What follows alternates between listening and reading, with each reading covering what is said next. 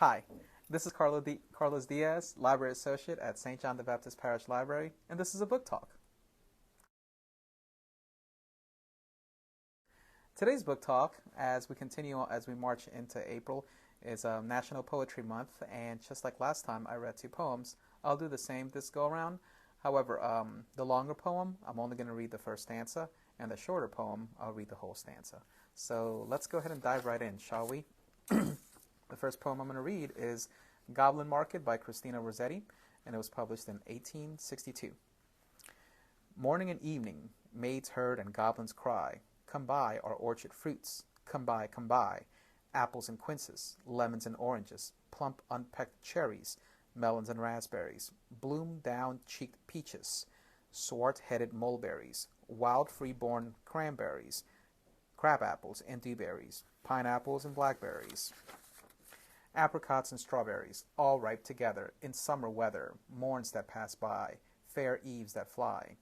Come buy, are grape fresh from the vine, pomegranates full and fine, dates and sharp bullaces, rare pears and green gages, damsons and bilberries, taste them and try, currants and gooseberries, bright fire-like barberries, figs to fill your mouth, citrons from the south, sweet to the tongue and sound to the eye, come buy. That was the first stanza of Christina Rossetti's world-famous Goblin Market. I read that poem in a college course that I took, in interpreting literature, and it's one of my favorite poems. There's a lot of visuals, and there's a lot of graphic nature in there. At its core, it's about two sisters that are going down a market, and they're confronted by these goblins, and they're like these little snarky salesmen that are trying to sell them goods.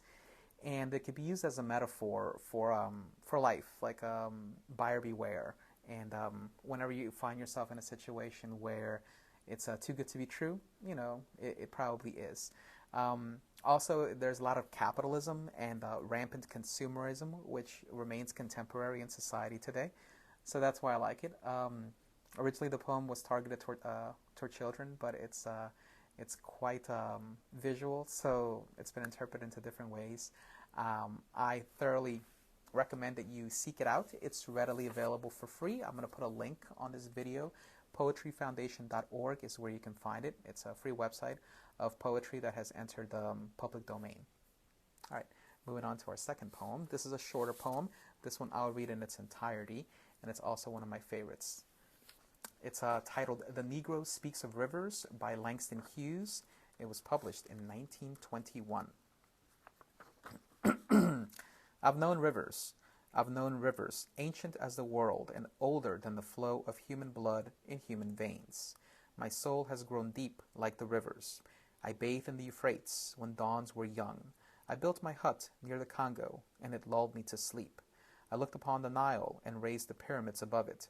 I heard the singing of the Mississippi when Abe Lincoln went down to New Orleans, and I've seen its muddy bosom turn all golden in the sunset.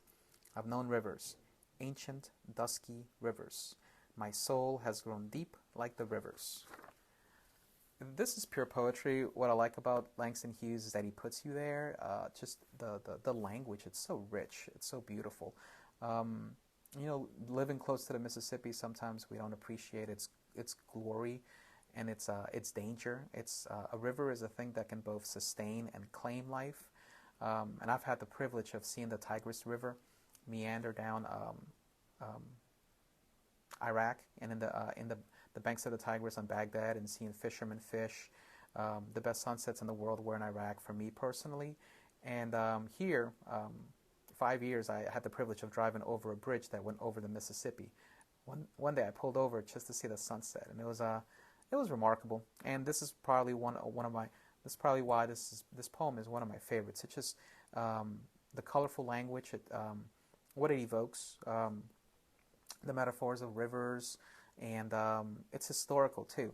In the context and the text, he mentions the Congo, the Euphrates, the Nile, so many powerful rivers and what they do to society and their purpose.